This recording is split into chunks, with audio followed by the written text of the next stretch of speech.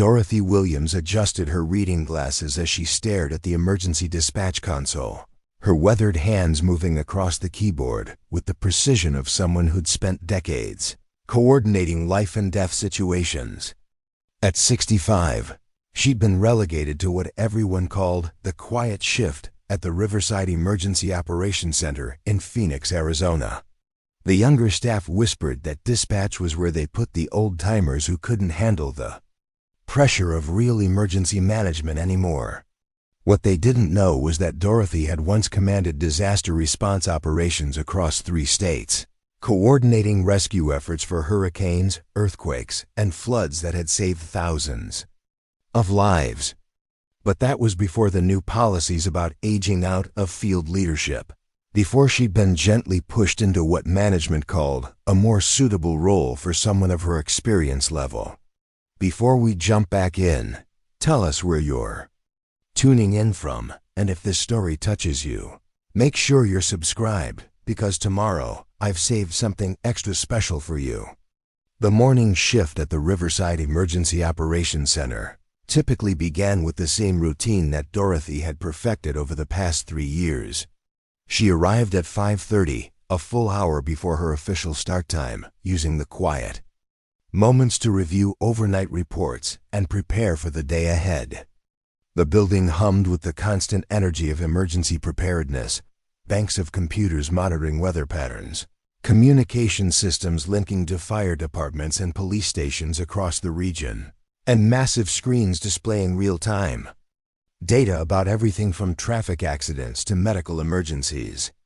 Dorothy had chosen this routine deliberately, finding peace in the methodical preparation that reminded her of her earlier career when she'd managed crisis response teams across the southwestern United States.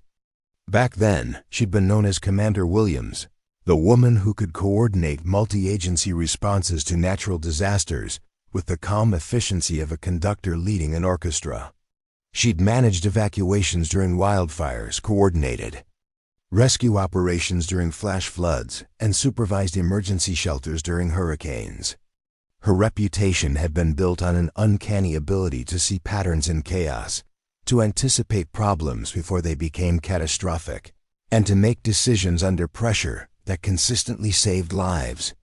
But that was before the reorganization, before the new emphasis on fresh leadership and innovative approaches to emergency management. The memo had been carefully worded, praising her years of service while explaining that the department was moving toward a more dynamic leadership model that would better serve the community's evolving needs. Translation: she was too old to be trusted with real responsibility anymore. The promotion to senior emergency dispatcher had been presented as recognition of her expertise, a chance to mentor younger staff while handling the critical coordination role that kept the entire operation running smoothly. Dorothy understood the reality behind the corporate speak. She'd been moved to dispatch because it was safe, predictable work that didn't require the split-second decision-making that younger administrators apparently believed was beyond her capabilities. The irony wasn't lost on her that she now spent her days taking emergency calls and coordinating initial responses for the same types of disasters she'd once commanded from the field. She'd gone from being the person who made the critical decisions to being the person who relayed information to those who made them. The other dispatchers treated her with the polite respect typically reserved for someone's grandmother, asking about her weekend plans and commenting on the photos of her grandchildren that she kept beside her workstation. They were kind people, but Dorothy could sense their assumption that she was winding down her career, counting the days until retirement, content to handle routine calls and leave the real challenges to others. She'd grown accustomed to being invisible in meetings, to having her suggestions acknowledged with patient nods before the conversation moved on to more practical approaches suggested by younger staff members. Lieutenant Sarah Chun was one of the few people who seemed to recognize that Dorothy's experience might be more valuable than her current role suggested. Sarah worked the overnight shift as a coordination specialist, managing communication between emergency services and field units during the quieter hours when most of the center's senior staff wasn't present. She'd noticed that Dorothy's initial assessments of emergency situations were consistently more accurate than the computer models, that her suggestions for resource allocation often proved more effective than the standard protocols, and that her ability to predict how emergency situations would develop was almost supernatural. During the overlap between their shifts, Sarah had begun asking Dorothy questions about emergency management, genuinely interested in learning from someone who clearly understood the work on a deeper level than most of their colleagues. Dorothy appreciated the young woman's curiosity and had begun sharing insights about disaster psychology, resource management, and the importance of maintaining clear communication channels during crisis situations. Their conversations had become a highlight of Dorothy's workday, a reminder that her knowledge and experience still had value even if the official hierarchy didn't recognize it. The dynamic at the Emergency Operations Center had shifted dramatically 6 months earlier when Commander Blake Stevens arrived as the new Regional Emergency Director. Stevens was 42, a former military officer with an impressive resume that included disaster response experience in several conflict zones overseas. His appointment had been celebrated in the local media as bringing cutting-edge emergency management expertise to the region, and he'd immediately begun implementing new protocols based on the latest technological advances in disaster prediction and response coordination. Stevens represented everything that modern emergency management was supposed to be: data-driven, technologically sophisticated, and strategically focused on efficiency metrics and measurable outcomes. He'd installed new computer systems that could model disaster scenarios with unprecedented accuracy, implemented communication protocols that streamlined information flow between agencies, and established performance benchmarks that held every department accountable for specific response times and resource utilization rates. From Dorothy's perspective, Stevens embodied a troubling trend in emergency management that prioritized technological solutions over human judgment and experience. She'd watched him dismiss suggestions from veteran staff members who'd actually managed real disasters, favoring instead the recommendations of consultants who'd never coordinated an actual emergency response. His approach relied heavily on computer models and predetermined protocols, leaving little room for the kind of adaptive thinking that Dorothy knew was essential when dealing with the unpredictable nature of real emergencies. The first significant clash between Dorothy and Stevens had occurred during her second week on the job, when she'd noticed inconsistencies in the computer models that predicted flash flood risks in the mountainous areas surrounding Phoenix. The models were based on historical data and standard meteorological patterns, but Dorothy's field experience had taught her to recognize subtle warning signs that didn't always show up in the data. She'd approached Stevens with her concerns, explaining that the current weather patterns reminded her of conditions she'd seen before major flooding events in similar terrain. Stevens had listened politely, thanked her for her input, and then explained that the emergency management protocols were now based on scientific modeling rather than subjective impressions. He'd assured her that the computer systems were far more reliable than individual observations, and that the center's resources were better allocated, based on data-driven predictions rather than hunches from field experience. Preparing and narrating this story took us a lot of time, so if you are enjoying it, subscribe to our channel. It means a lot to us. Now back to the story. The dismissal had been professionally delivered, but Dorothy had recognized the underlying message. Her decades of experience were considered less valuable than the latest technology. Similar interactions had followed over the subsequent months, with Dorothy's attempts to share insights consistently met with polite dismissal. Stevens had made it clear that he valued innovation over tradition, technology over experience, and youth over age. He'd restructured the center's operations to minimize the decision-making authority of older staff members, implementing new protocols that required all significant resource allocation decisions to be approved by senior management, effectively cutting experienced dispatchers like Dorothy out of the critical thinking process. The irony of the situation wasn't lost on Dorothy. She'd spent her career developing exactly the kind of experience that Stevens was now dismissing as outdated. She'd managed responses to disasters that had killed hundreds of people, coordinated evacuations that had saved thousands, and developed protocols that were still being used in emergency management centers across the country. But because she was 65 and worked dispatch rather than holding an administrative title, her input was considered less valuable than computer models created by people who'd never actually managed a real emergency. The pattern had become frustratingly predictable. Dorothy would notice something in the data or the weather patterns that suggested a developing problem. She'd attempt to share her observations with Stevens or his staff, and her concerns would be acknowledged but ultimately dismissed in favor of whatever the computer model suggested. She'd watched several smaller emergencies unfold exactly as she'd predicted, but by then it was too late for her warnings to matter. The system had been designed to prevent people like her from having real influence over emergency decisions. Sarah Chen had become increasingly frustrated watching Dorothy's expertise being consistently ignored. During their morning conversations, Sarah had learned enough about Dorothy's background to understand that the woman sitting at the dispatch console had more real emergency management experience than most of the senior staff combined. She'd begun asking Dorothy to review emergency plans and resource allocation decisions, using her insights to improve her own performance and better understand how emergency situations typically developed. The relationship between Dorothy and Sarah had evolved into an unofficial mentorship, with Dorothy sharing decades of hard-won wisdom about emergency management, and Sarah providing a channel for Dorothy's insights to occasionally influence actual operations.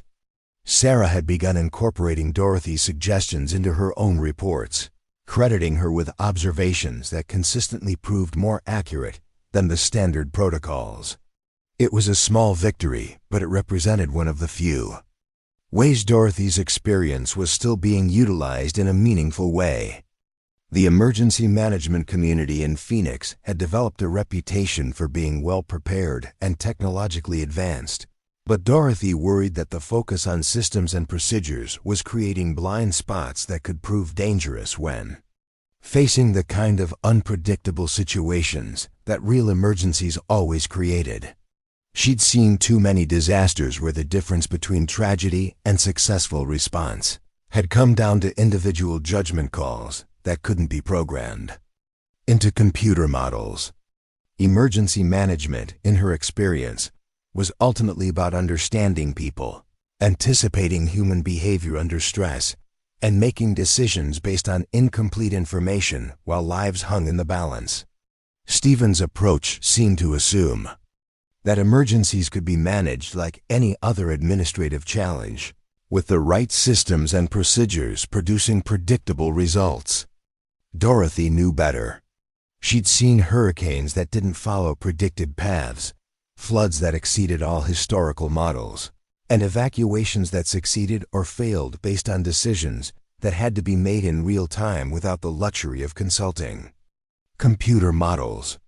Real emergency management required the kind of judgment that could only be developed through years of experience, the ability to read situations that weren't covered in any manual, and the confidence to make decisions when all the available information suggested that every option was wrong.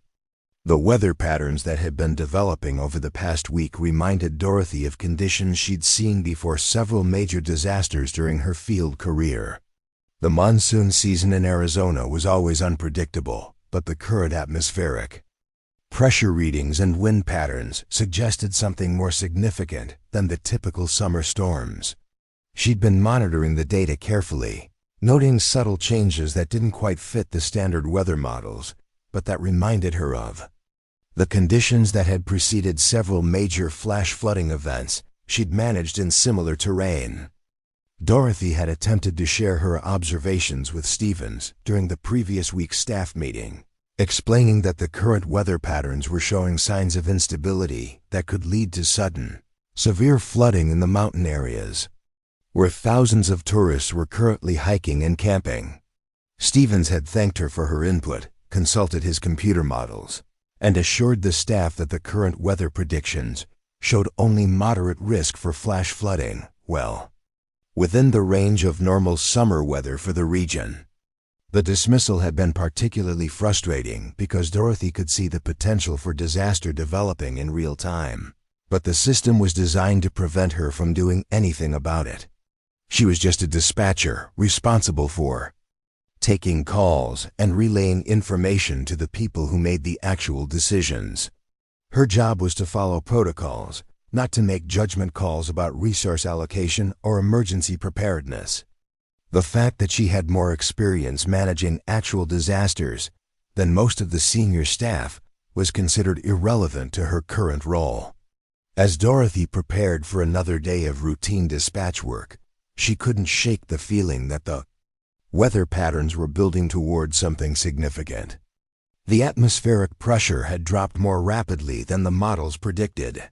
The wind patterns were shifting in ways that suggested unusual instability, and the temperature differentials between the valley and the mountains were creating conditions that she'd seen before major flooding events. She'd learned to trust her instincts about weather patterns during her field career, and every instinct was telling her that the region was approaching a dangerous situation, that the current emergency management protocols weren't adequately prepared to handle. The Grand Canyon National Park was experiencing peak tourist season, with an estimated 2,000 visitors currently hiking the various trails and camping in the backcountry areas. Most of these visitors were families with children, elderly, tourists, and inexperienced hikers who'd come to Arizona for vacation rather than serious outdoor adventure. If Dorothy's assessment of the weather patterns was correct, many of these people could find themselves in life-threatening situations within the next 24 hours, trapped in canyon areas that could become deadly when flash floods turned dry creek beds into raging torrents. Dorothy had managed flash flood emergencies before, and she understood how quickly conditions could change from manageable to catastrophic. Flash floods in canyon country were particularly dangerous because they often occurred without warning, turning popular hiking areas into death traps in a matter of minutes. The topography of the Grand Canyon region made evacuation difficult, under the best circumstances, and impossible once flooding began. Prevention was the only effective strategy, requiring early warning systems and evacuation procedures that needed to be implemented before conditions became dangerous. The current emergency management protocols relied heavily on weather service warnings and computer models to trigger evacuation procedures, but Dorothy knew that flash floods often developed faster than the official warning systems could track. She'd seen situations where the difference between successful evacuation and mass casualties had come down to someone recognizing danger signs hours before the official warnings were issued. The kind of pattern recognition that could save lives. In these situations couldn't be programmed into computer models. It could only be developed through years of experience managing actual emergencies. As she settled into her workstation for another day of dispatch duty, Dorothy made a decision that would ultimately change everything.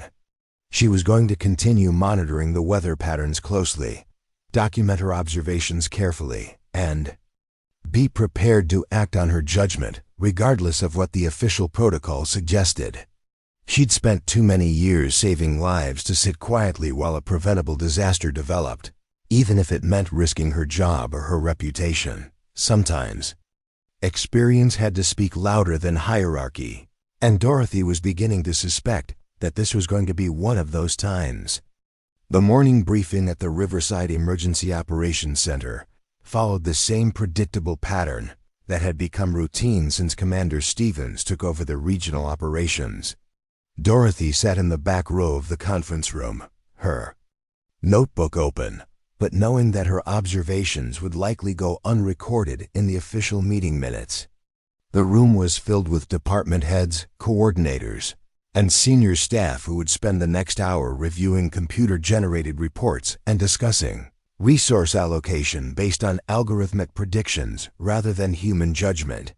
Stevens stood at the front of the room beside a large monitor displaying colorful weather maps and probability matrices that looked impressive, but told only part of the story that Dorothy could read in the atmospheric data. His presentation style was confident and authoritative, the kind of polished delivery that impressed administrators and funding committees but often missed the subtle indicators that separated routine weather events from potentially catastrophic situations. Current meteorological models indicate a 73% probability of moderate precipitation in the northern sectors over the next 48 hours, Stevens announced, clicking through slides that showed rainfall predictions and wind speed forecasts.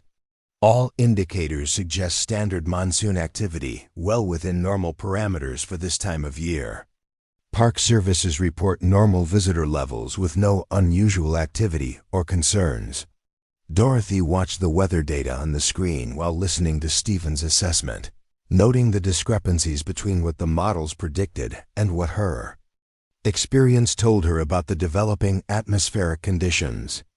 The barometric pressure reading showed a pattern of instability that the computer models were interpreting as routine weather variation, but Dorothy recognized the signature of a developing severe weather system that could produce flash flooding, far beyond anything the current prediction suggested. She'd seen this pattern before during her years managing emergency responses in similar terrain, most notably during the catastrophic flooding that had struck the Colorado River basin 8 years earlier. The official weather predictions had called for moderate rainfall and routine storm activity, but Dorothy had recognized the atmospheric instability patterns and had begun coordinating evacuation procedures 12 hours before the first flash flood warnings were issued. That early action had saved an estimated 400 lives when the flooding exceeded all historical records and turned popular camping areas into death traps. The situation developing now showed similar characteristics, with atmospheric pressure differentials that suggested the potential for severe convective activity and rainfall rates that could overwhelm the drainage systems in the canyon regions, where thousands of tourists were currently hiking and camping. The computer models were interpreting the data as routine because they were programmed to look for patterns that matched historical events. But Dorothy understood that the most dangerous weather systems were often the ones that didn't follow predictable patterns. Lieutenant Sarah Chun sat 2 rows ahead of Dorothy, taking notes on Stevens' presentation, while occasionally glancing back with an expression that suggested she was thinking about their earlier conversations regarding weather pattern recognition. Sarah had become increasingly skilled at reading Dorothy's subtle reactions during these briefings, understanding that the older woman's quiet attention often indicated concerns that weren't being addressed in the official discussions. Resource allocation for the next 72 hours will follow standard protocols, Stevens continued, with normal staffing levels and equipment distribution. Emergency response teams will maintain regular readiness status with no additional preparations required. The Weather Service has issued no warnings or advisories that would suggest deviation from routine operations. Dorothy felt her frustration building as she listened to Stevens dismiss the potential for severe weather based solely on computer models that she knew were inadequate for predicting the kind of flash flooding that could develop in the canyon regions. The decision to maintain normal staffing levels and standard equipment distribution meant that if her assessment of the weather patterns was correct, the emergency response system would be completely unprepared for the kind of large-scale evacuation and rescue operations that might be necessary within the next 24 hours. The meeting continued for another 30 minutes, covering administrative details and procedural updates that had little relevance to the developing weather situation. Dorothy used the time to study the atmospheric data more carefully, noting The rate of pressure change and the wind pattern shifts that weren't being properly interpreted by the computer models. Her field experience had taught her to recognize the subtle signs that indicated when routine weather was evolving into something more dangerous, and every indicator suggested that the current situation was far more serious than the official assessment indicated.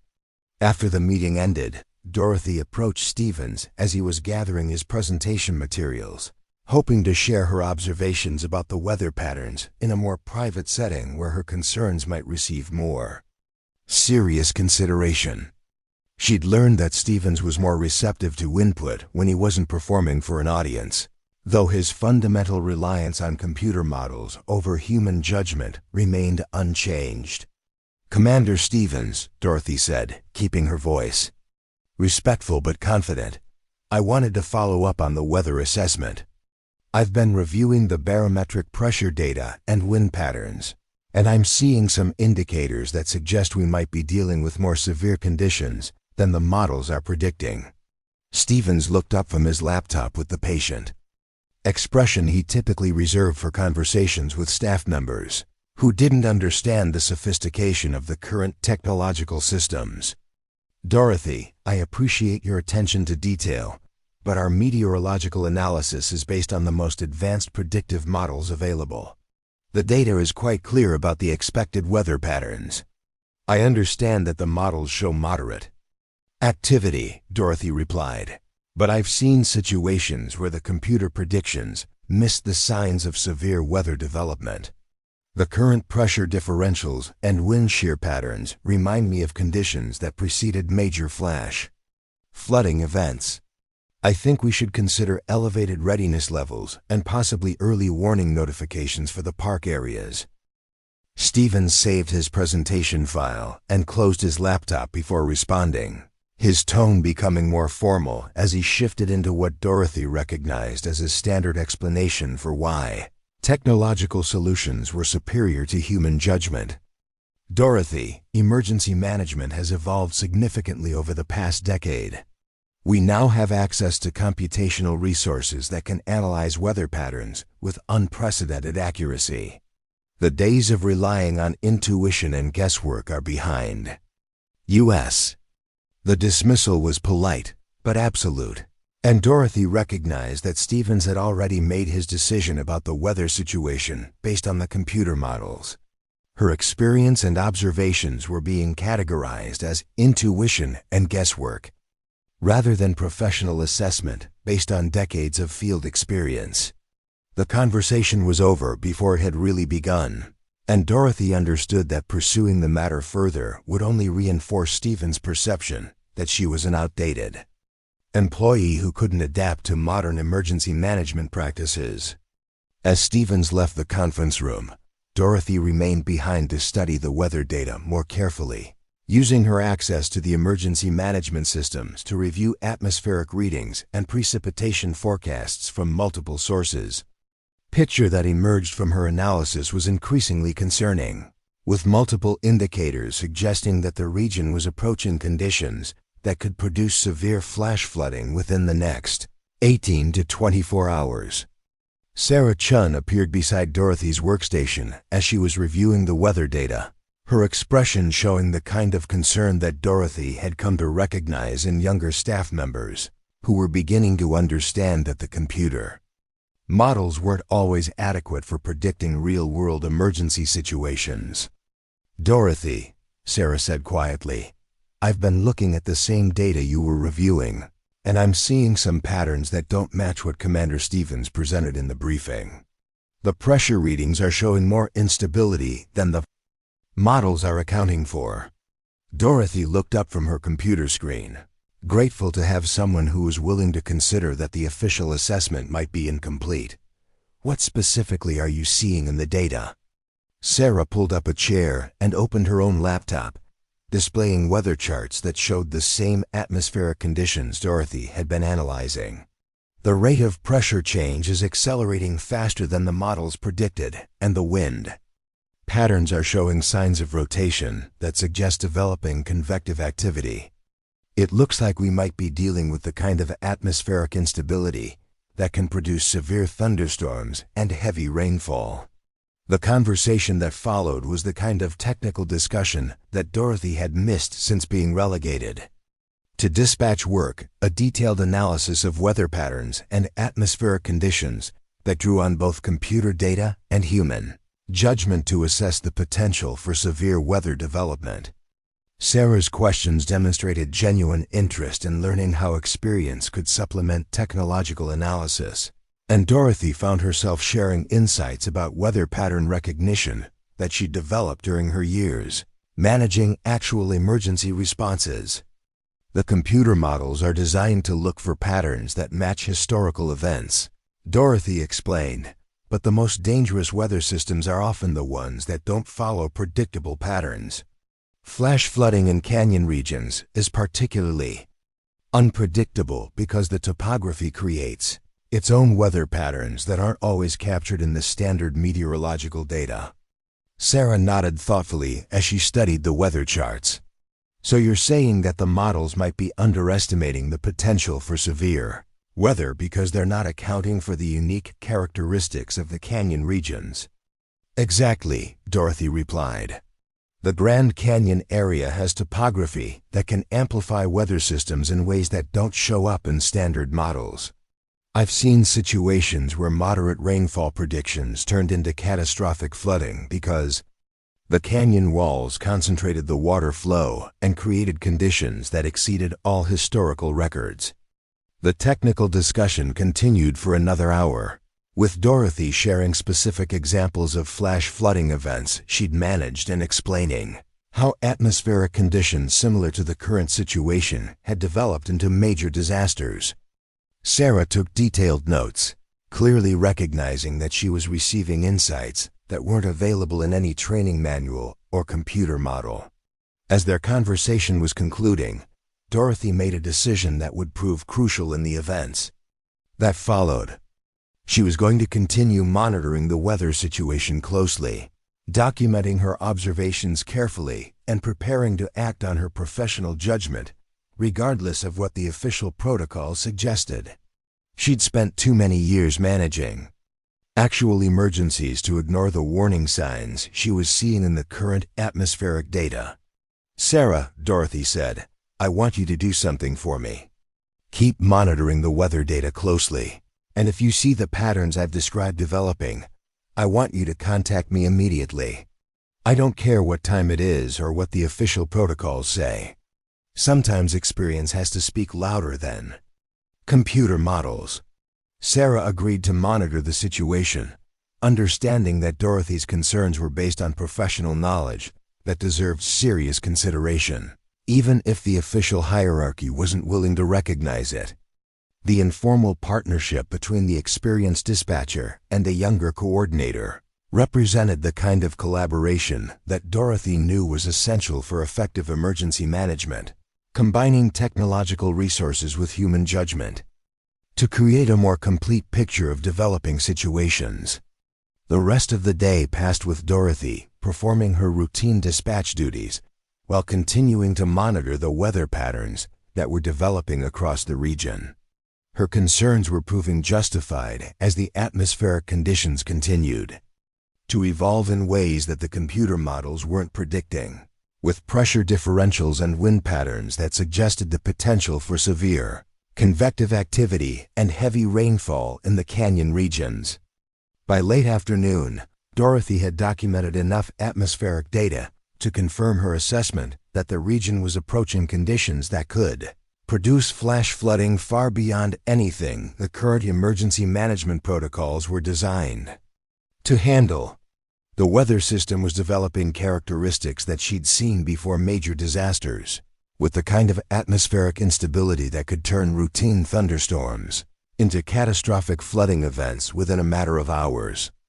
The Grand Canyon National Park was reporting normal visitor levels, with approximately 2,000 people currently hiking trails and camping in backcountry areas that could become death traps if flash flooding developed. Most of these visitors were families with children, elderly tourists, and inexperienced hikers who'd come to Arizona for vacation rather than serious outdoor adventure. If Dorothy's assessment of the weather patterns was correct, many of these people could find themselves in life-threatening situations within the next 12 to 18 hours. Dorothy had managed flash flood emergencies before, and she understood how quickly conditions could change from manageable to catastrophic. Flash floods in canyon country were particularly dangerous because they often occurred without warning, turning popular hiking areas into death traps in a matter of minutes. The topography of the Grand Canyon region made evacuation difficult under the best circumstances and impossible once flooding began. Prevention was the only effective strategy, requiring early warning systems and evacuation procedures that needed to be implemented before conditions became dangerous. The current emergency management protocols relied heavily on weather service warnings and computer models to trigger evacuation procedures, but Dorothy knew that flash floods often developed faster than the official warning systems could track. She'd seen situations where the difference between successful evacuation and mass casualties had come down to someone recognizing danger signs hours before the official warnings were issued. The kind of pattern recognition that could save lives. In these situations couldn't be programmed into computer models. It could only be developed through years of experience managing actual emergencies. As her shift was ending, Dorothy made one final attempt to share her concerns with the appropriate authorities, this time contacting the National Weather Service directly to report her observations about the developing atmospheric conditions. The meteorologist she spoke with was polite but dismissive, explaining that their computer models showed only moderate weather activity and that no warnings or advisories were planned for the region. The response was frustratingly familiar, another example of official channels dismissing experienced assessment in favor of technological analysis. Dorothy understood that the Weather Service meteorologists were competent professionals, but they were working with the same computer models that she knew were inadequate for predicting the kind of flash flooding that could develop in the canyon regions. Their training and experience was focused on general weather patterns rather than the specific characteristics of flash flood development in complex terrain.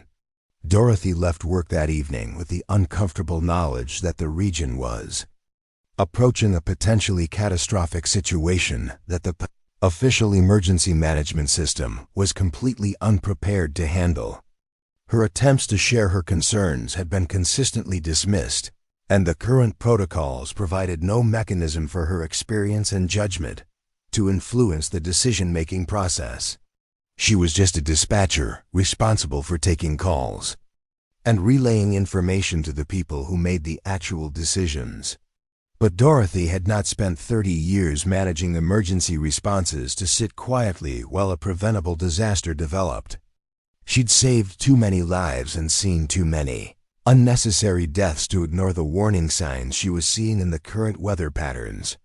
If the official system wouldn't listen to her concerns, she would have to find another way to ensure that people were prepared for what was coming. That evening, Dorothy sat in her modest apartment reviewing weather data and emergency management protocols, preparing for what her experience told her would be a challenging next 24 hours. She'd seen enough disasters to know that the difference between tragedy and successful response often came down to individual decisions made by people who were willing to trust their judgment and act on their convictions, regardless of what the official protocol suggested.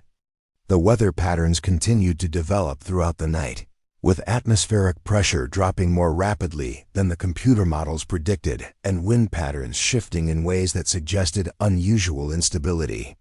Dorothy monitored the situation from her home computer, documenting the changes and preparing detailed notes about the developing conditions. She'd learned during her field career that accurate documentation was essential for effective emergency management, providing the kind of detailed analysis that could guide decision-making during crisis situations. By midnight, Dorothy was certain that the region was approaching conditions that would produce severe flash flooding within the next 18 hours. The atmospheric data showed all the characteristics she'd seen before major disasters, with the kind of instability that could turn routine weather into catastrophic events.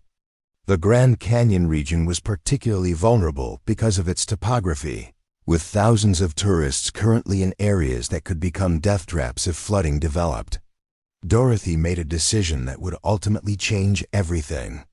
She was going to continue monitoring the weather situation throughout the night, and if conditions developed as she expected, she was prepared to act on her professional judgment regardless of what the official protocol suggested. She'd spent too many years saving lives to sit quietly while a preventable disaster developed, even if it meant risking her career or her reputation. Sometimes, experience had to speak louder than hierarchy, and Dorothy was beginning to suspect that this was going to be one of those times. The National Weather Service issued its first flash flood watch at 3 in the morning, 12 hours later than Dorothy had predicted based on her analysis of the atmospheric conditions. The watch covered the Grand Canyon region and surrounding areas, warning of the potential for dangerous flooding in low-lying areas and creek beds. But Dorothy knew that the official warning was too little and too late, issued after the dangerous conditions had already begun to develop rather than providing the early warning that could have enabled preventive evacuation procedures. Dorothy dressed quickly and drove to the Emergency Operations Center, arriving to find the facility operating with minimal overnight staffing and no indication that anyone was taking the flash flood watch seriously. The skeleton crew was following standard protocols for routine weather advisories, with no additional preparations or elevated readiness levels. Dorothy understood that by the time the official system recognized the severity of the developing situation, it would be too late to implement the kind of large-scale evacuation and rescue operations that would be necessary to prevent mass casualties. Sarah Chun was working the overnight coordination shift, and she immediately recognized the significance of Dorothy's unscheduled arrival at the facility. The two women quickly reviewed the latest weather data, confirming that the atmospheric conditions were developing exactly as Dorothy had predicted. The flash flood watch was just the beginning. Within the next few hours, the situation would escalate into a full-scale emergency that would require immediate action to prevent catastrophic loss of life. "Dorothy," Sarah said quietly, "what do we need to do?" Dorothy looked at the weather data one more time, confirming her assessment of the developing situation. "We need to start coordinating evacuation procedures for the canyon areas immediately. The official protocols will trigger those procedures after the flooding starts, but by then it will be too late. We have maybe 6 hours to get people out of the danger zones before conditions become life-threatening." The decision they made in that moment would ultimately determine whether the developing weather emergency became a routine rescue operation or a catastrophic disaster. Dorothy was about to demonstrate that sometimes experience and judgment were more valuable than official protocols and computer models, and that the difference between saving lives and losing them often came down to individuals who were willing to trust their professional assessment and act on their convictions, regardless of what the hierarchy suggested. The Emergency Operations Center at 4 in the morning had the eerie quiet of a place designed for crisis, but currently experiencing calm. Dorothy moved through the facility with the confident purpose of someone who had spent decades navigating emergency situations, her movements efficient and deliberate, as she began accessing the systems and resources that would be needed for the coordination effort she knew was coming. Sarah Chun worked beside her, quickly learning that Dorothy's approach to emergency management was fundamentally different from the protocol-driven procedures that had become standard practice under Commander Stevens' leadership. Dorothy's first priority was establishing accurate communication with the field units and park services that would be responsible for coordinating evacuation procedures in the canyon regions. The official protocols required authorization from senior management before implementing large-scale emergency responses, but Dorothy understood that waiting for bureaucratic approval would eliminate any opportunity to prevent the disaster that was developing. She began making direct contact with park rangers, search and rescue teams, and emergency services coordinators, using her decades of experience to quickly assess their capabilities and prepare them for the coordinated response that would be necessary. "Sarah," Dorothy said while reviewing communication logs, "I need you to pull up the visitor registration data for all the canyon areas. We need to know exactly how many people are currently in the backcountry areas and where they're located. The official evacuation procedures assume we'll have advance warning from the Weather Service, but we're going to be working ahead of the official timeline." Sarah quickly accessed the Park Service's database, finding registration information. For approximately 1,800 visitors currently camping or hiking in areas that Dorothy identified as being at high risk for flash flooding. The data revealed a sobering reality about the scope of the potential disaster. Families with young children, elderly tourists, and inexperienced hikers were scattered throughout canyon regions that could become death traps if flooding developed. As Dorothy's weather analysis suggested, the visitor profiles painted a picture of people who had come to Arizona for vacation rather than serious outdoor adventure. Tourists who were completely unprepared for the kind of emergency situation that was developing. Most had limited wilderness experience and were camping in areas that were easily accessible during normal conditions, but would become impossible to evacuate once flooding began. The topography of the Grand Canyon region meant that many of these locations could be cut off from emergency services within minutes of the first flash flood warnings. Dorothy began developing evacuation priorities based on the terrain analysis and weather predictions, identifying the areas that would be most dangerous if flooding developed and the routes that would need to be used to move people to safety. Her approach was systematic but flexible, drawing on years of experience managing actual evacuations to anticipate the challenges that would arise when trying to coordinate the movement of nearly 2,000 people through difficult terrain. Under emergency conditions, the weather data continued to deteriorate throughout the early morning hours, with atmospheric pressure dropping more rapidly than any computer model had predicted and wind patterns developing the kind of rotational characteristics that indicated severe convective activity. Dorothy monitored the changes carefully, updating her assessment of the timeline and adjusting her evacuation priorities based on the evolving conditions. Her experience told her that they had perhaps 4 to 6 hours before the situation became life-threatening, but that window was narrowing as the atmospheric instability continued to intensify. At 5:30 in the morning, Dorothy made the decision that would define everything that followed. She was going to begin coordinating evacuation procedures immediately, using her authority as a senior emergency management professional to initiate the response that she knew was necessary to prevent mass casualties. The action would be unauthorized, according to the current protocols, but Dorothy understood that sometimes preventing disaster required acting ahead of official procedures rather than waiting for bureaucratic approval. Sarah watched Dorothy transform from a quiet dispatcher into a commanding presence who began issuing directives with the kind of authority that clearly came from extensive field experience.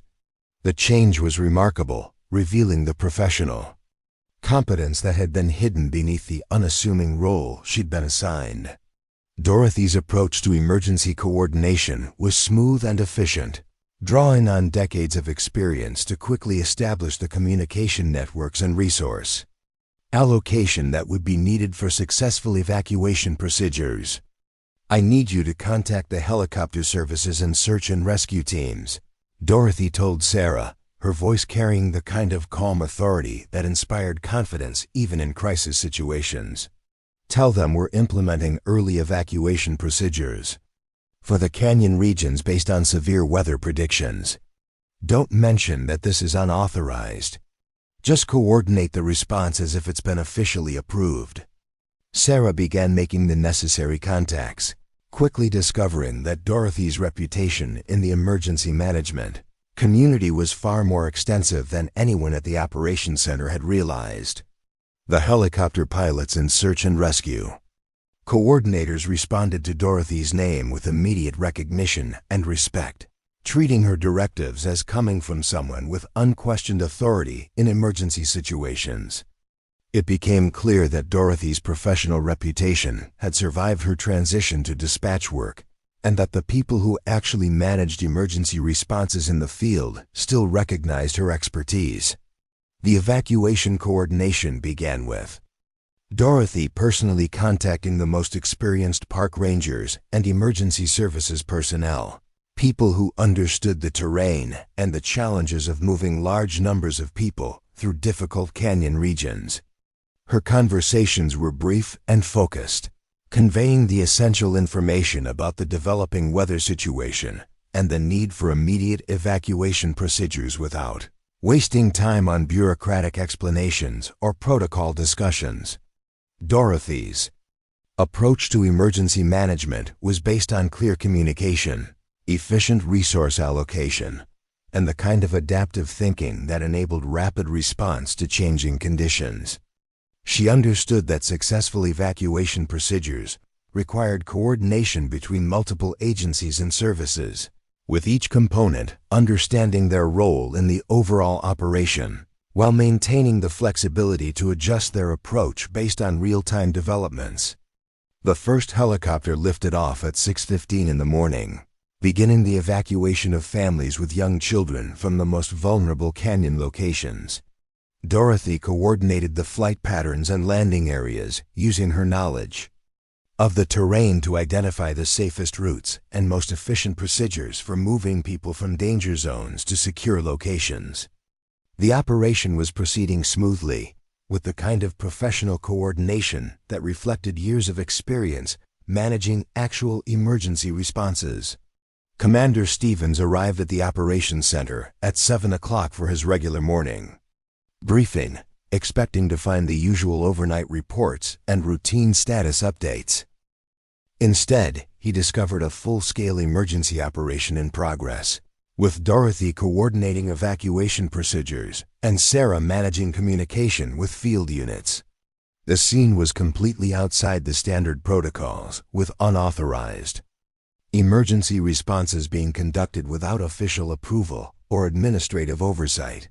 Stevens' initial reaction was shock and anger at discovering that major emergency operations were being conducted without his knowledge or authorization.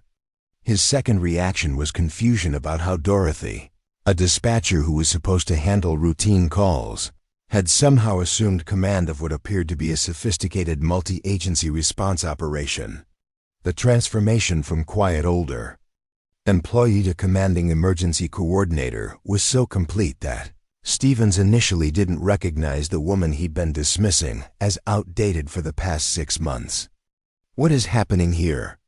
Stevens demanded, his voice carrying the kind of authority that was accustomed to immediate explanations and absolute compliance. "Who authorized these operations? Why wasn't I notified about any emergency response activities?" Dorothy looked up from the communication console where she was coordinating helicopter operations, her expression calm and professional despite the obvious tension in Stevens' voice. "Commander, we're implementing early evacuation procedures for the canyon regions based on severe weather predictions.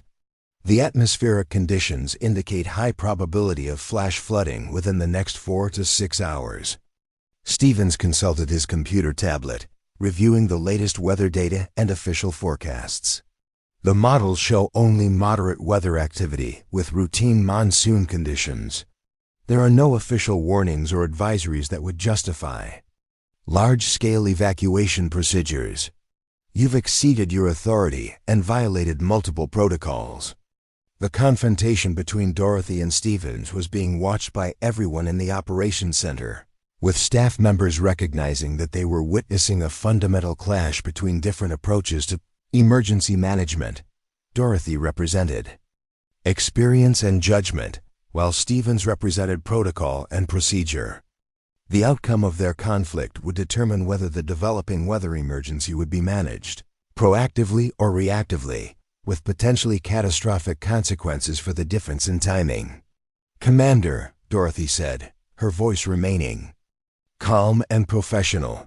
I've been monitoring the atmospheric conditions throughout the night, and the situation is developing more rapidly than the computer models predicted. We have approximately 1,800 visitors in canyon areas that will become death traps if flash flooding develops. The window for safe evacuation is narrowing rapidly. Stephen's response was immediate and absolute. You are not authorized to make those assessments or implement evacuation procedures without official approval.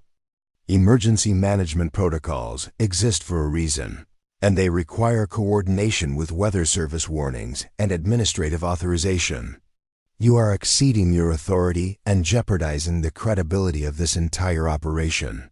The argument continued for several minutes, with Stevens insisting on adherence to official protocols and Dorothy maintaining that the developing weather situation required immediate action regardless of bureaucratic procedures.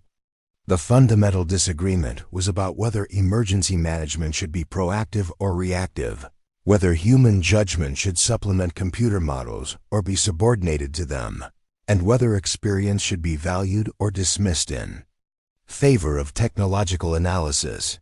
Sarah Chun watched the confrontation with growing concern, understanding that Stevens' insistence on official protocols would effectively end the evacuation procedures that Dorothy had begun coordinating.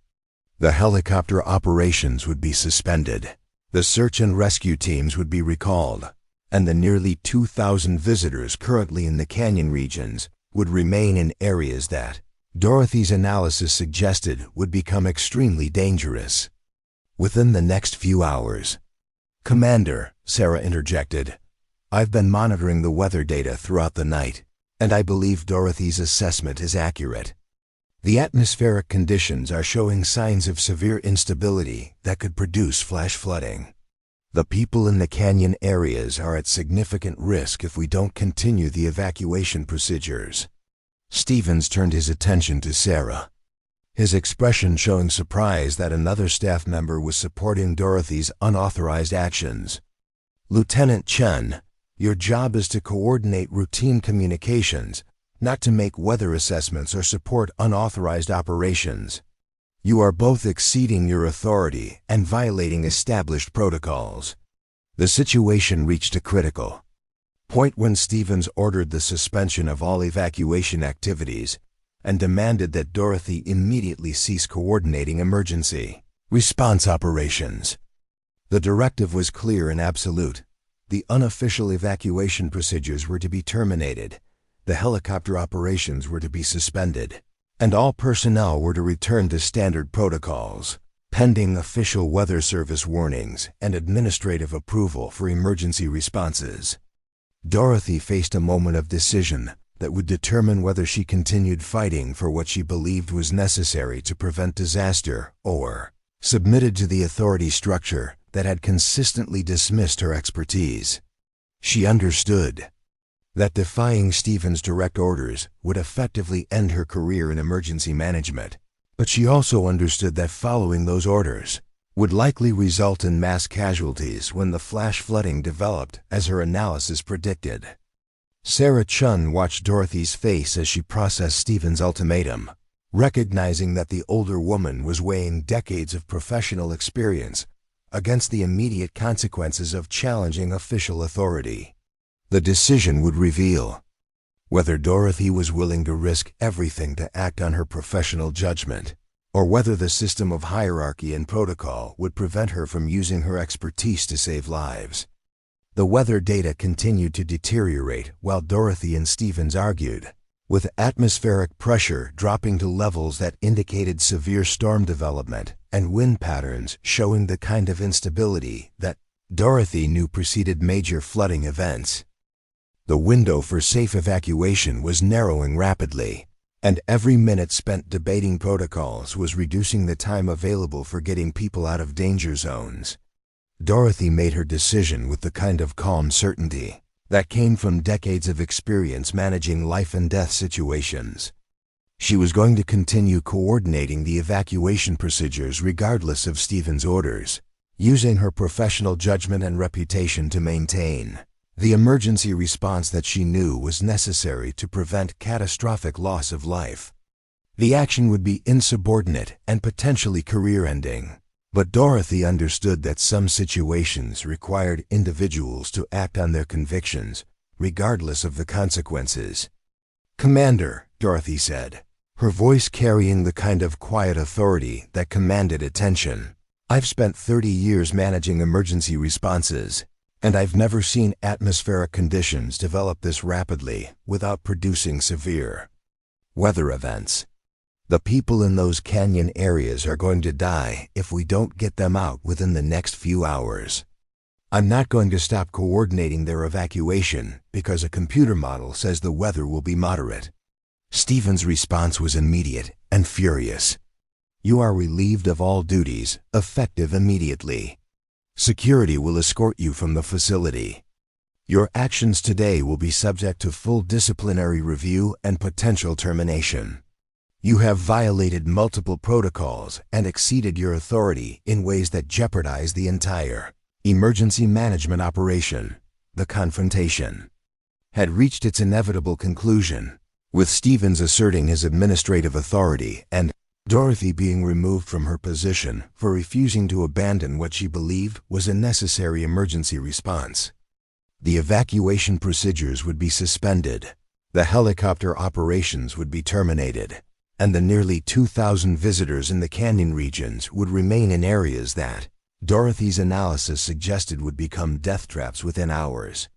But Dorothy had not spent 30 years in emergency management without learning how to adapt to changing circumstances and find alternative ways to accomplish necessary objectives.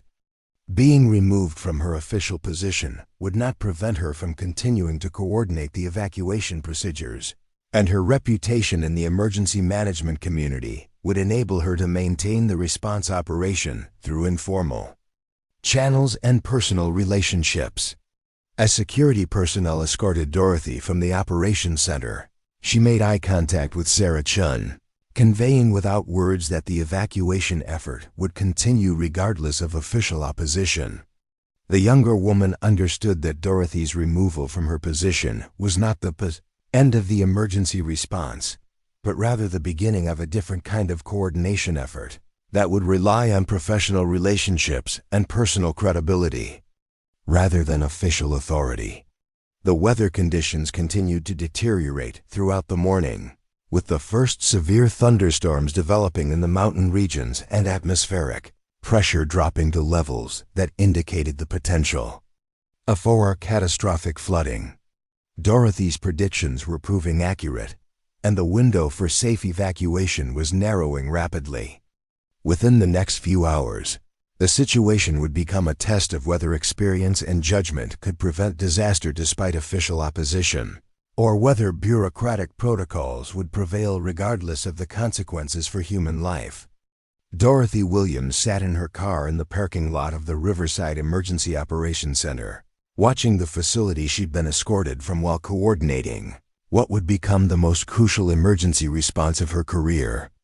Her smartphone was buzzing constantly with calls from helicopter pilots, search and rescue coordinators, and park rangers who were confused about the sudden suspension of evacuation operations and looking for guidance about whether to continue or abort their emergency response activities. The professional network that Dorothy had built during her 30 years in emergency management was now being activated in ways that the official hierarchy couldn't control or prevent.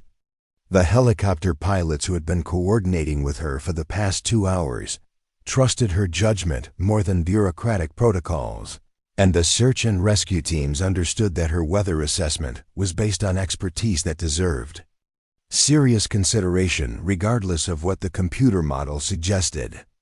Captain Mike Rodriguez of the Regional Search and Rescue Team called Dorothy directly, his voice reflecting the confusion and concern that many field personnel were experiencing as they tried to understand why a coordinated evacuation effort had been suddenly terminated.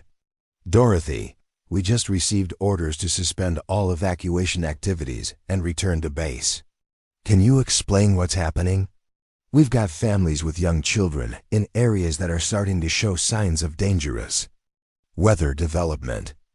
Dorothy took a deep breath before responding, understanding that her next words would determine whether the evacuation effort continued, or whether nearly 2,000 people would remain in areas that her analysis indicated would become extremely dangerous within the next few hours. Mike, the official position is that the weather conditions don't justify large-scale evacuation procedures. My assessment is that we're approaching flash flood conditions that could be catastrophic for anyone in the canyon regions. Rodriguez was quiet for a moment, processing the implications of Dorothy's statement. He'd worked with her during several previous emergency situations and had learned to trust her judgment about weather patterns and evacuation procedures. Dorothy, what do you need us to do? If you think people are in danger, we're not going to sit on our hands waiting for official approval to save lives.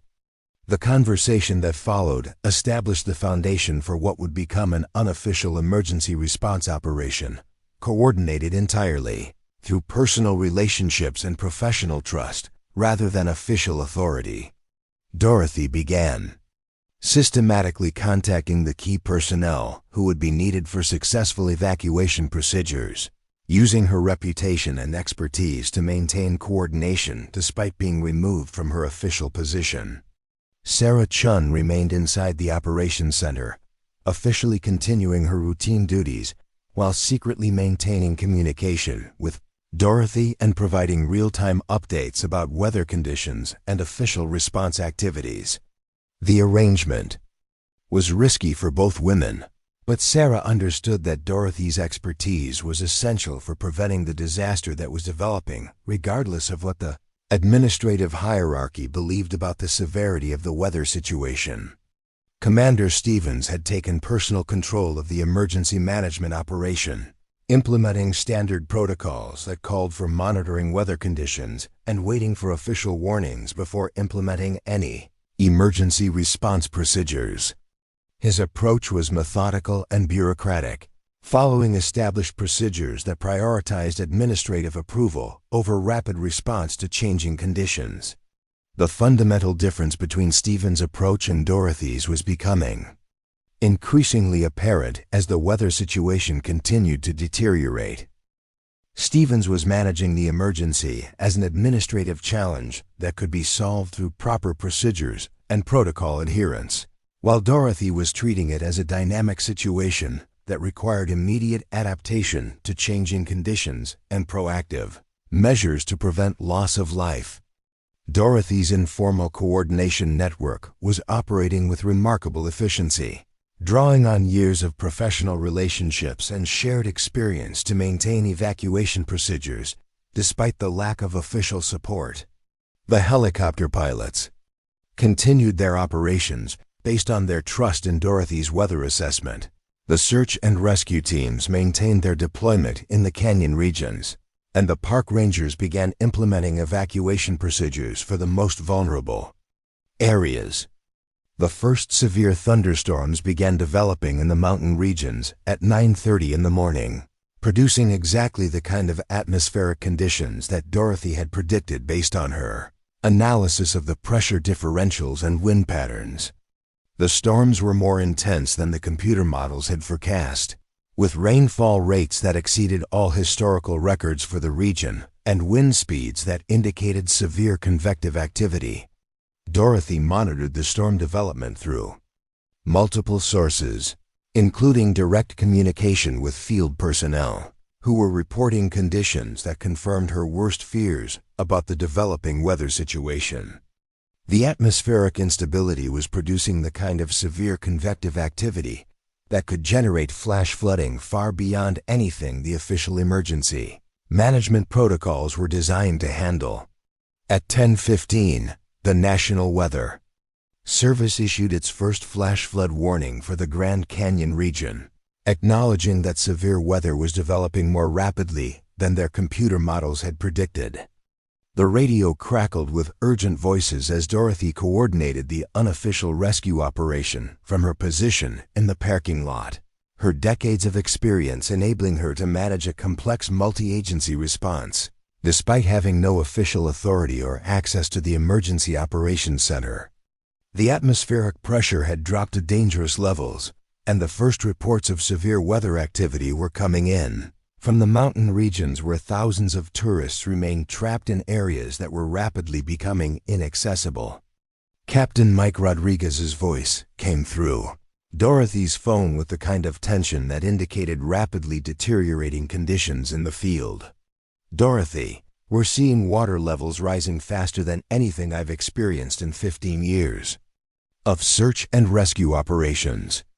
The creek beds that were completely dry this morning are now showing significant flow, and the weather radar is indicating major storm cells developing directly over the canyon regions." Dorothy pulled up weather data on her laptop, confirming that the atmospheric conditions were evolving exactly as her analysis had predicted, but far more rapidly than even her most pessimistic projections had suggested. The storm system was generating the kind of severe convective activity that could produce catastrophic flash flooding within hours, rather than the gradual development that might have allowed for orderly evacuation procedures. "Mike, what's the current status of the family groups in the lower canyon areas?" Dorothy asked, her voice maintaining the calm authority that had characterized her emergency management career despite the increasing urgency of the situation. "We've got approximately 300 people in areas that are already showing signs of dangerous water accumulation," Rodriguez replied. "Most of them are families with young children who were planning to hike out later today. The trail conditions are deteriorating rapidly, and some of the creek crossings that were manageable this morning are now looking potentially dangerous." Dorothy understood the implications of Rodriguez's report. The topography of the Grand Canyon region created natural funnels that concentrated water flow during heavy rainfall, turning normally dry creek beds into torrential rivers within minutes of severe weather development. The families Rodriguez was describing were in areas that could become death traps if the current weather patterns continued to intensify. Sarah Chun's voice came through on Dorothy's secondary communication channel, providing updates from inside the operations center about the official response to the developing weather situation. "Dorothy, Commander Stevens is still maintaining that the weather conditions don't justify large-scale emergency response procedures. He's reviewing the computer models and insisting that the current storm activity is within normal parameters for monsoon season." The disconnect between what Dorothy was hearing from field personnel and what Stevens was seeing in his computer models represented the fundamental flaw in the current emergency management approach. The technological systems were designed to identify weather patterns that matched historical data, but they were inadequate for predicting the kind of unprecedented storm development that was currently occurring in the canyon regions. Dorothy had seen this pattern before during her career managing emergency responses, situations where computer models provided false security about weather conditions, right up until the moment when those conditions exceeded all historical precedents and created catastrophic situations. The difference between successful emergency management and disaster often came down to recognizing when technological analysis was insufficient and human judgment was required to fill the gaps. The helicopter operations that Dorothy had coordinated earlier in the morning were continuing despite the official suspension orders, with pilots making individual decisions to maintain rescue operations based on their assessment of the developing weather conditions and their trust in Dorothy's expertise. The coordination was becoming increasingly challenging as weather conditions deteriorated, but the pilots understood that the window for safe evacuation was narrowing rapidly. Lieutenant Jennifer Walsh, commanding one of the rescue helicopters, contacted Dorothy with a report that confirmed the most serious aspects of the developing emergency. "Dorothy, we're seeing weather conditions that are unlike anything in our operational experience. The wind patterns are creating severe turbulence that's making flight operations extremely dangerous, and the visibility is dropping rapidly due to heavy precipitation and cloud cover." Dorothy knew that helicopter operations in mountainous Terrain during severe weather required exceptional skill and judgment, with pilots making split-second decisions about whether conditions were safe enough to continue rescue operations or too dangerous to risk additional lives. The fact that experienced pilots were reporting unprecedented weather conditions validated her assessment that the current situation was far more serious than the official emergency management protocols recognized. Jennifer, what's your assessment of the evacuation timeline? Dorothy asked. How much longer do we have before conditions become too dangerous for helicopter operations? At the current rate of deterioration, we've got maybe 90 minutes before we have to suspend flight. Operations, Walsh replied.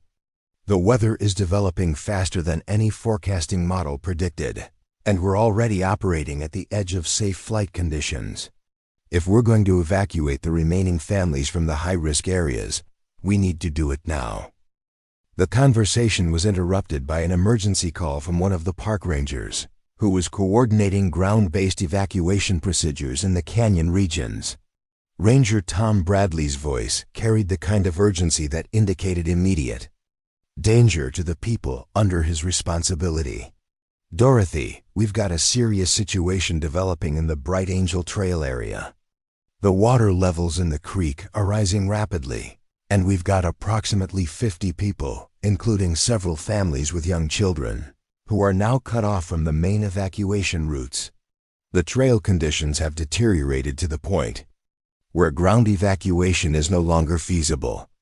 Dorothy felt her stomach tighten as she processed the implications of Bradley's report. The Bright Angel Trail was one of the most popular hiking areas in the Grand Canyon, attracting thousands of visitors annually because of its accessibility and scenic beauty. But the same topographical features that made it attractive to tourists also made it extremely dangerous during flash flood conditions, with steep canyon walls that concentrated water flow and limited escape routes.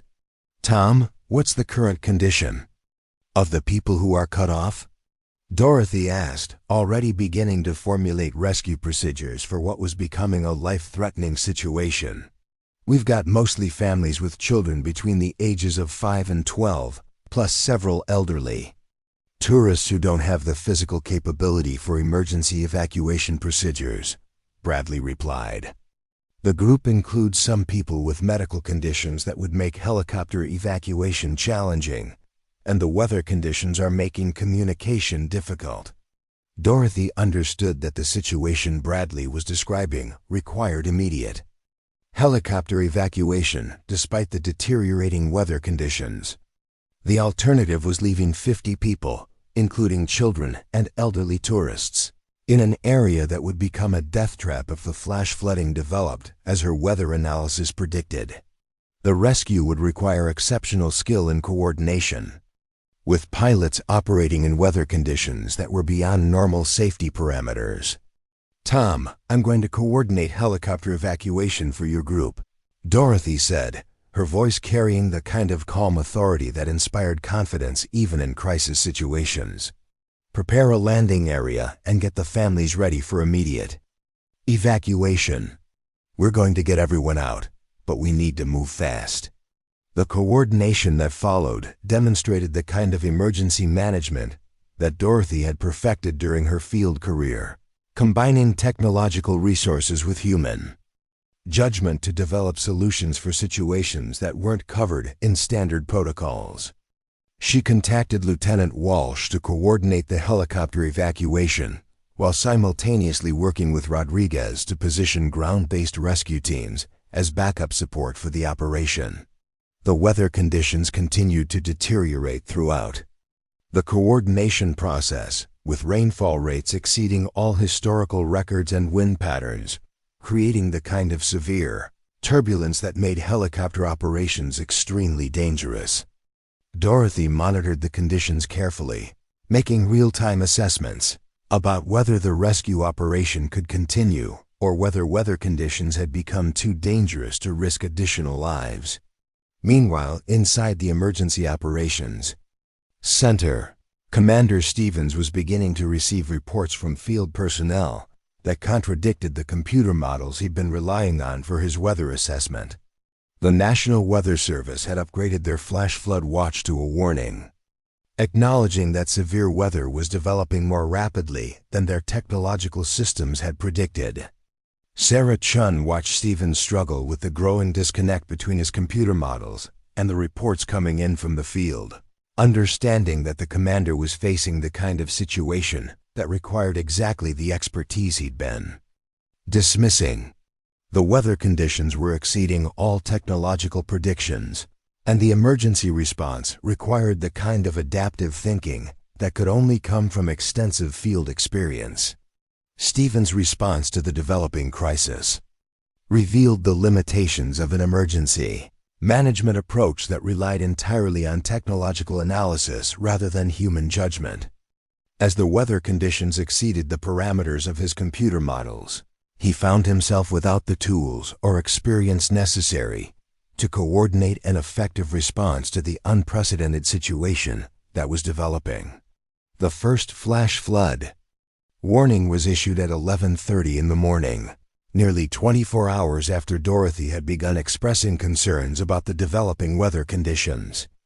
The warning acknowledged that severe flooding was likely in the canyon regions, but it came after thousands of tourists were already trapped in areas that were becoming increasingly dangerous as water levels continued to rise.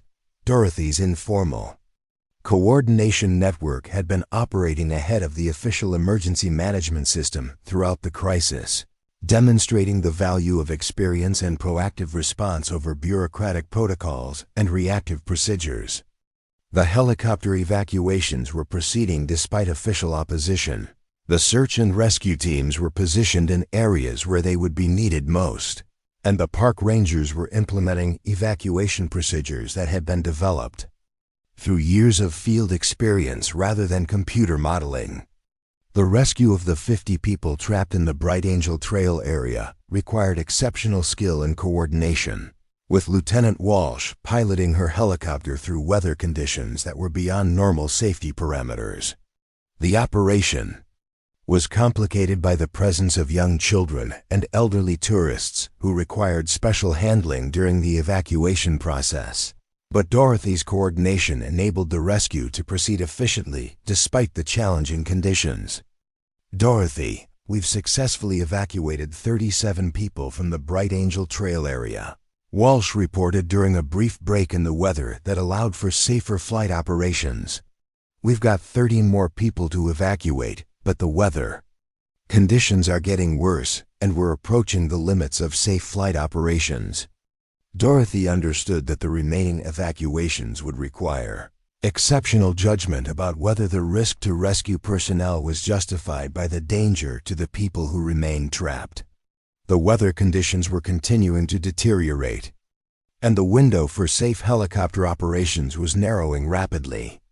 The decision about whether to continue the rescue operation or suspend it due to weather conditions would ultimately determine whether the 13 remaining people survived the developing flash flood emergency. The intensity of the storm system had exceeded all predictions, with rainfall rates that were breaking regional records and wind patterns that were creating severe turbulence throughout the canyon regions. Dorothy's weather analysis had predicted severe conditions, but even her most pessimistic projections had underestimated the intensity of the storm system that was currently developing over the Grand Canyon area. Captain Rodriguez contacted Dorothy with a report that confirmed the most serious aspects of the developing emergency. "Dorothy, we're seeing water levels rising at rates that are unprecedented in our operational experience. The creek beds that were manageable for evacuation procedures this morning are now showing dangerous currents that would be fatal for anyone caught in them." The situation was approaching the point where ground-based evacuation procedures would become impossible, leaving helicopter evacuation as the only option for getting people out of the danger areas. But the weather conditions were also making helicopter operations increasingly dangerous, creating a narrowing window of opportunity for completing the rescue operations that were still in progress. Dorothy made the decision that would ultimately define her role in the emergency response. She was going to coordinate the evacuation of the remaining 13 people from the Bright Angel Trail area despite the dangerous weather conditions. Using her expertise and judgment to guide the helicopter operations through conditions that were beyond normal safety parameters. The rescue would require exceptional skill and coordination, but Dorothy understood that the alternative was leaving people to die in an area that would become a death trap within hours. "Jennifer, we're going to complete the evacuation of the remaining people from the Bright Angel Trail area," Dorothy told Lieutenant Walsh, her voice carrying the kind of calm authority that inspired confidence even in the most challenging situations. "I know the weather conditions are dangerous, but those people are going to die if we don't get them out within the next hour." Walsh's response demonstrated the kind of professional trust that Dorothy had earned during her career in emergency management. "Dorothy, if you think we can do it safely, we'll make it happen. Your weather assessment has been accurate throughout this operation, and I trust your judgment about whether the conditions are manageable for the remaining evacuations." The coordination that followed would determine whether Dorothy's unofficial emergency response operation would succeed in preventing the disaster that had been developing since the previous evening, or whether the limitations of operating without official authority would prevent the completion of the rescue operations that were still needed to save lives. The weather conditions were continuing to deteriorate, and the window for safe operations was narrowing rapidly. But Dorothy's expertise and the trust of the field personnel who were working with her provided the foundation for what would become one of the most successful emergency rescue operations in the region's history. As Dorothy coordinated the final phase of the evacuation operations, she understood that the success or failure of the rescue effort would ultimately vindicate or condemn her decision to act on her professional judgment despite official opposition. The 13 people who remained trapped in the Bright Angel Trail area represented the difference between a successful emergency response and a catastrophic failure, and Dorothy was determined to ensure that her 30 years of experience in emergency management would be used to save lives, rather than being dismissed by bureaucratic protocols that prioritize procedure over human judgment. Lieutenant Jennifer Walsh pushed her helicopter through turbulence that threatened to slam the aircraft into the canyon walls, her skilled hands fighting the controls as she maneuvered toward the improvised landing zone where 13 people waited for evacuation from an area that was rapidly becoming uninhabitable. The weather conditions had deteriorated beyond anything in her operational experience, with wind gusts exceeding 60 miles per hour and visibility reduced to less than a quarter mile due to heavy precipitation and swirling cloud cover. Dorothy's voice came through Walsh's headset with the kind of calm precision that provided stability in the midst of chaos, her decades of experience enabling her to guide the helicopter operation through conditions that would have been impossible without expert coordination. "Jennifer, the wind patterns are showing brief calm periods every 4 to 5 minutes. You'll have approximately 90 seconds of manageable conditions for each approach." Walsh acknowledged Dorothy's guidance while focusing on the instrument readings that would keep her aircraft stable in the severe turbulence.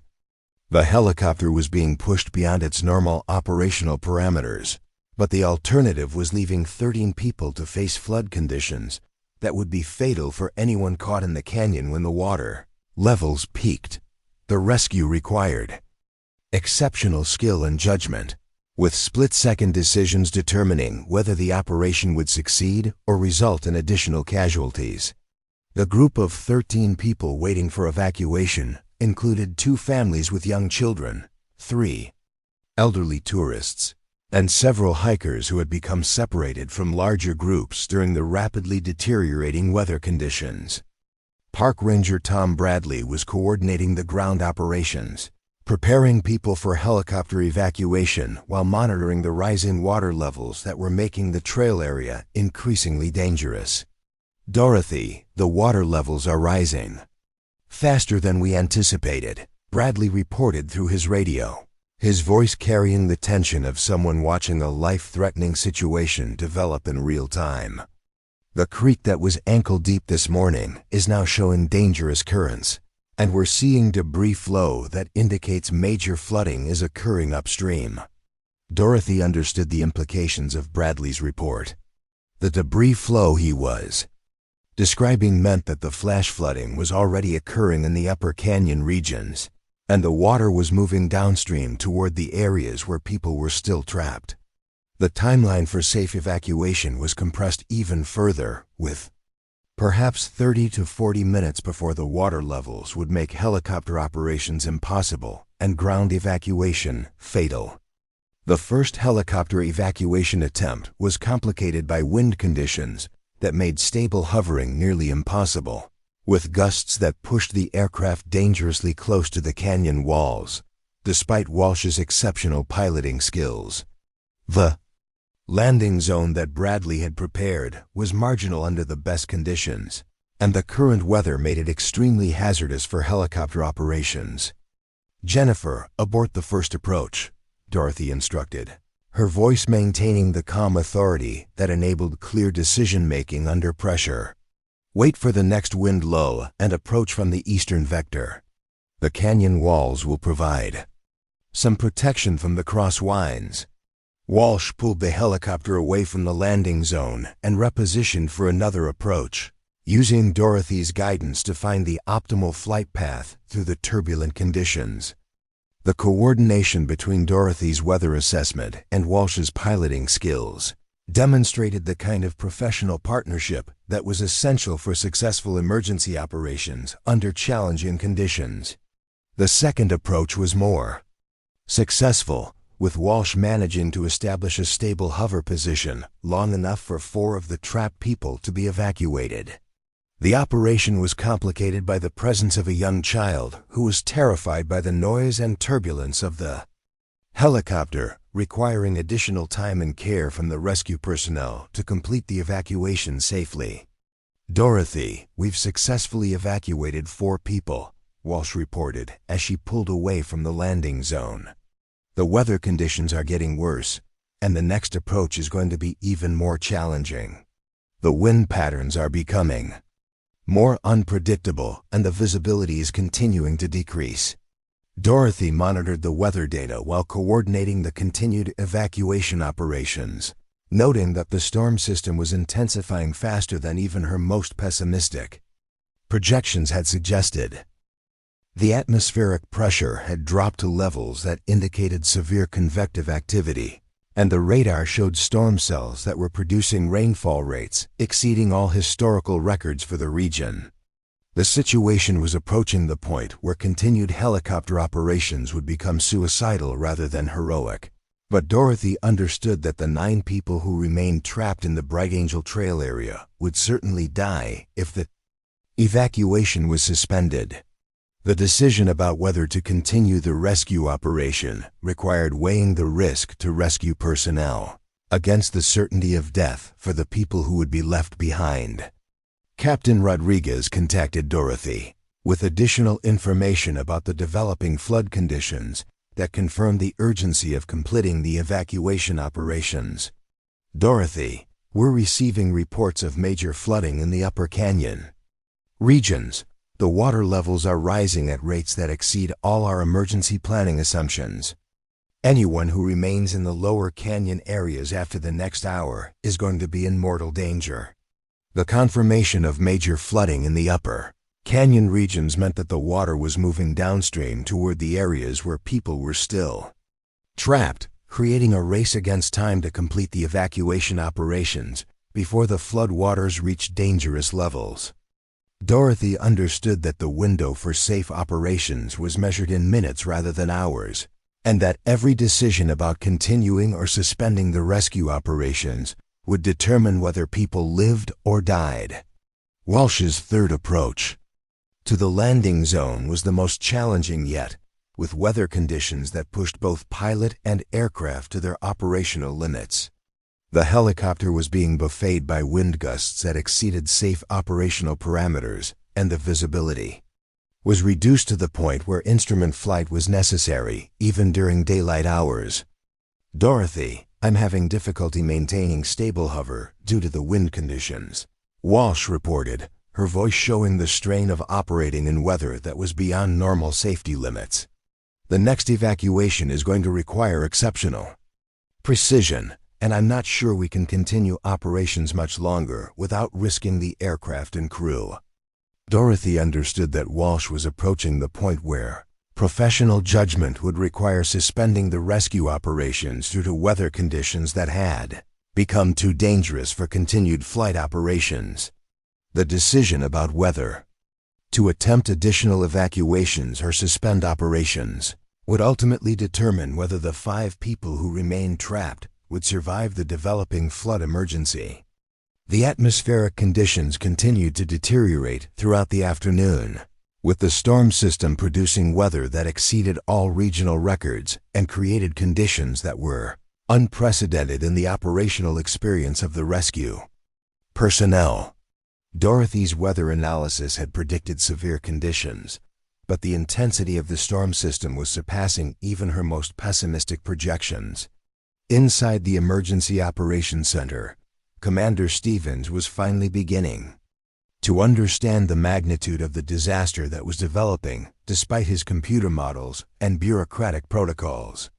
The reports coming in from field personnel were describing weather conditions that exceeded all technological predictions, and the emergency response was requiring exactly the kind of adaptive thinking that he'd been dismissing as outdated. Sarah Chun watched Stevens struggle with the growing realization that his approach to emergency management was inadequate for the current crisis, understanding that the commander was facing a situation that required exactly the expertise he'd been rejecting. The weather conditions were exceeding all computer models, and the emergency response required the kind of field experience that could only come from years of managing actual disasters. Stevens' response to the developing crisis revealed the limitations of an emergency management philosophy that relied entirely on technological analysis rather than human judgment. As the weather conditions exceeded the parameters of his computer models, he found himself without the tools or experience necessary to coordinate an effective response to the unprecedented situation that was unfolding. The first official acknowledgement of the severity of the weather emergency came at 2:30 in the afternoon, when the National Weather Service upgraded their flash flood warning to include language about life-threatening flooding and unprecedented weather conditions. The warning came nearly 30 hours after Dorothy had begun expressing concerns about the developing weather patterns, demonstrating the inadequacy of reactive emergency management approaches.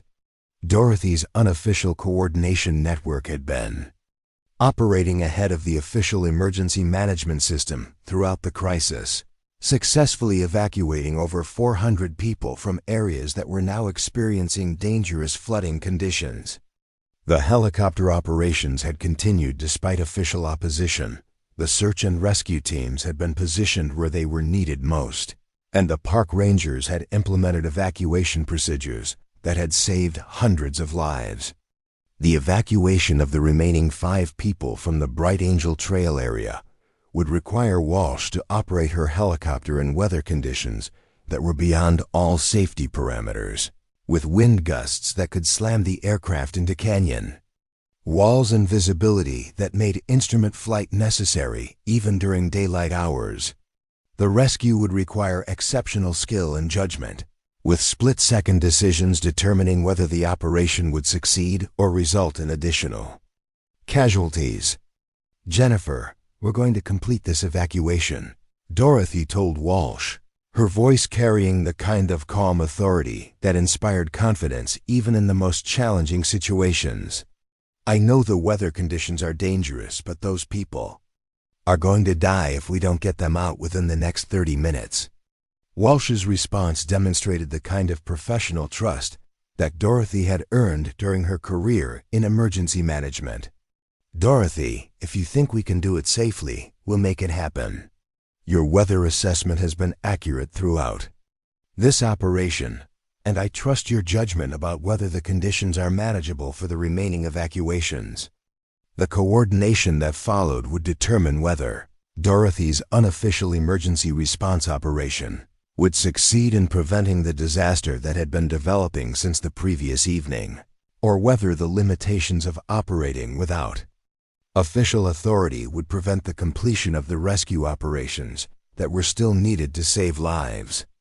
The fourth helicopter approach to the landing zone was conducted in weather conditions that were beyond anything in Walsh's operational experience, with wind gusts that required constant corrections to maintain stable flight and visibility that made visual navigation impossible.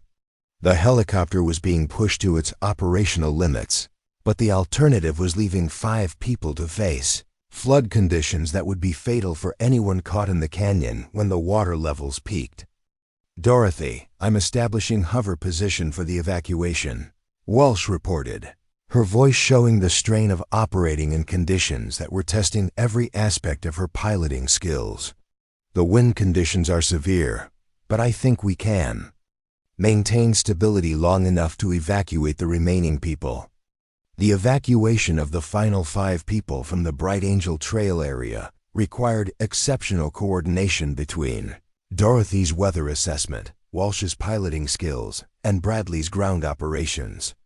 The weather conditions were continuing to deteriorate, and the window for safe operations was measured in minutes rather than hours.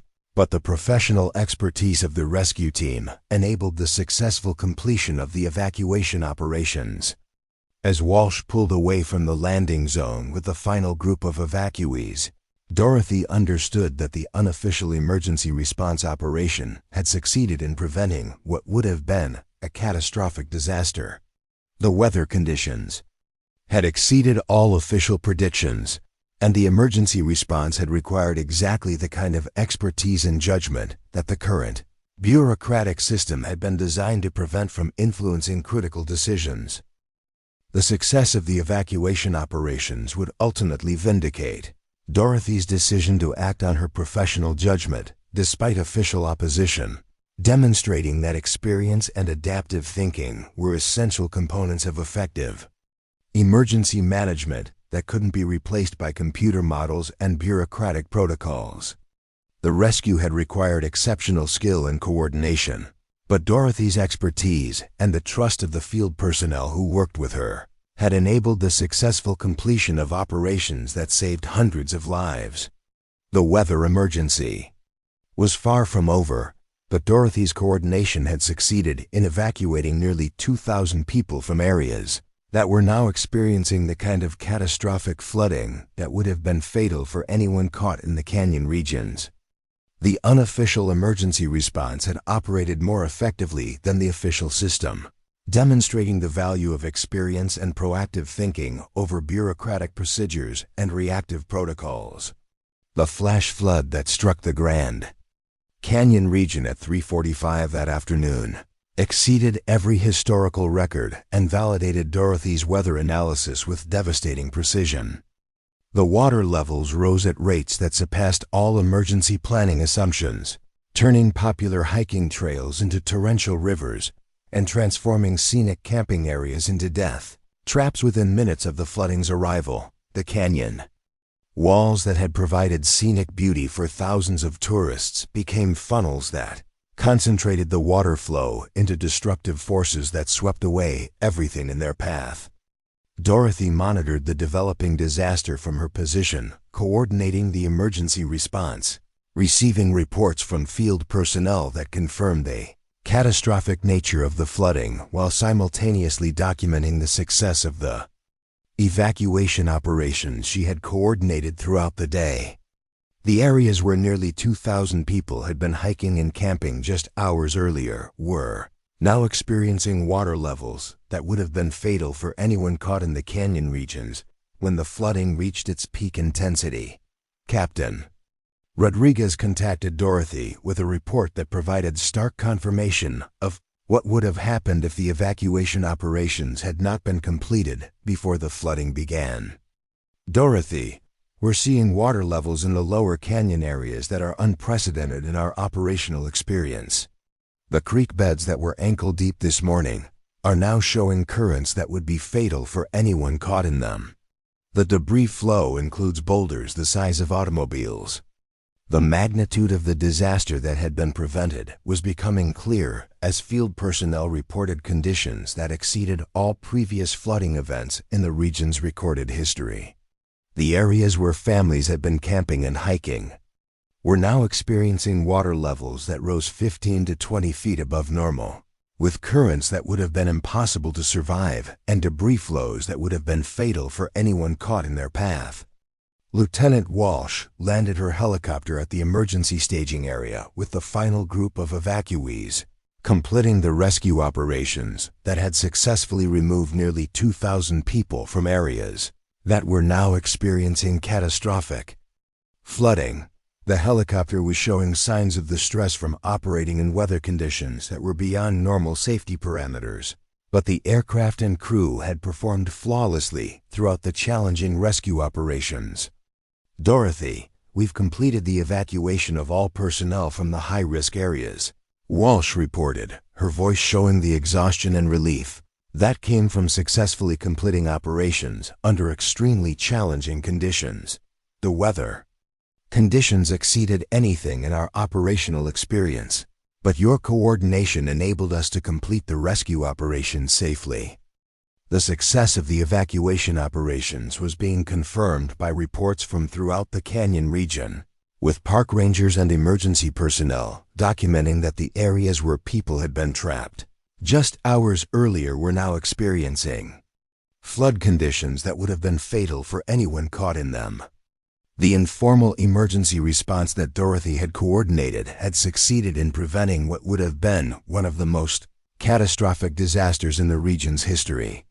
Inside the Emergency Operations Center, Commander Stevens was struggling to understand how the weather conditions had exceeded all computer models and technological predictions, while Dorothy's assessment had accurately predicted the severity of the developing emergency. The reports coming in from field personnel were describing conditions that surpassed all official forecasts, and the emergency response had required exactly the kind of adaptive thinking that he'd been dismissing as outdated. Sarah Chun watched Stevens review the documentation of the unofficial emergency response that Dorothy had coordinated, understanding that the commander was facing evidence that his approach to emergency management was inadequate for the kind of unprecedented situations that required human judgment and field experience. The weather conditions had exceeded all technological predictions, and the successful emergency response had been coordinated by someone he'd dismissed as too old and unqualified for modern emergency management. The first official acknowledgement of the disaster's magnitude came at 4:30 in the afternoon, when the National Weather Service issued emergency bulletins acknowledging that the flooding exceeded all historical records and that the weather conditions were unprecedented in the region's meteorological history. The bulletins included language about catastrophic flooding and life-threatening conditions that validated Dorothy's weather analysis, while confirming the inadequacy of the computer models that Stevens had relied on for his decision-making. Dorothy's coordination network began receiving reports from throughout the region that confirmed the success of the evacuation operations, with emergency personnel documenting that nearly 2,000 people had been safely evacuated from areas that were now experiencing flood conditions that would have been fatal for anyone caught in them. The informal emergency response had operated more effectively than the official system, demonstrating the value of experience and proactive thinking over bureaucratic procedures and reactive protocols. The magnitude of the disaster that had been prevented became clear as field personnel reported conditions throughout the canyon region that exceeded all previous flooding events in recorded history. The areas where families had been camping and hiking were now experiencing water levels that rose 20 to 30 feet above normal, with debris flows that included boulders, fallen trees, and destroyed infrastructure that would have been fatal for anyone caught in their path. Captain Rodriguez contacted Dorothy with a comprehensive report about the flooding conditions that provided stark documentation of what would have happened if the evacuation operations had not been completed before. The disaster reached its peak intensity. Dorothy were documenting flood conditions that exceed all historical records for this region. The water levels in areas where people were camping this morning are now showing currents that would have been impossible to survive. The success of Dorothy's emergency response coordination was being confirmed by reports from throughout the region, with emergency personnel documenting that the areas where nearly 2,000 people had been located just hours earlier were now experiencing conditions that would have resulted in mass casualties if the evacuation operations had not been completed successfully. Stevens finally left the Emergency Operations Center to personally assess the disaster conditions, traveling to observation points where he could see the magnitude of the flooding that had exceeded all computer models and technological predictions. The experience of witnessing the catastrophic conditions firsthand provided him with understanding of why Dorothy's weather analysis had been accurate, while his technological systems had failed to predict the severity of the developing emergency. The observation of the actual flood conditions revealed the limitations of emergency management approaches that relied entirely on computer models, rather than human judgment and field experience. Stevens could see evidence of water levels that exceeded all historical records, debris flows that included massive boulders and destroyed infrastructure, and flood conditions that would have been fatal for anyone caught in the canyon regions. When the disaster reached its peak intensity, Dorothy received a phone call from Stevens at 5:15 in the afternoon, the first direct communication between them since she'd been removed from the Emergency Operations Center for refusing to suspend the evacuation operations. The commander's voice carried a tone that was completely different from the dismissive authority he'd displayed during their earlier confrontations, reflecting his growing understanding of the disaster that had been prevented through her coordination efforts. "Dorothy," Stevens said, his voice carrying the kind of humility that comes from recognition of serious errors in judgment, "I need to understand what happened today. The weather conditions exceeded all our technological predictions, and the emergency response you coordinated appears to have prevented what would have been a catastrophic disaster." The conversation that followed represented a fundamental shift in Stevens' understanding of emergency management, with Dorothy explaining how her weather analysis had been based on field experience and pattern recognition that complemented rather than replaced technological analysis.